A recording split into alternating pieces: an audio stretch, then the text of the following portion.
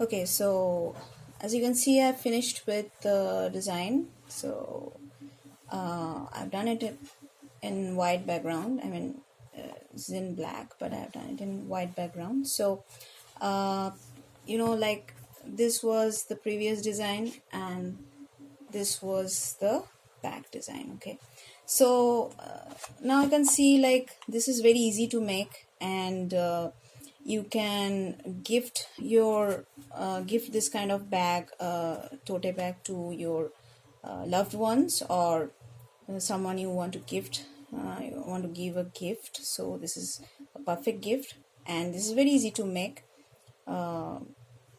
So this was all for today, and if you like my video, please do not forget to subscribe, or you can suggest any tutorial or any kind of particular video you want to see. Okay, so that's it for today, guys. So have a great weekend ahead, and I will see you in the next video. So till then, bye bye.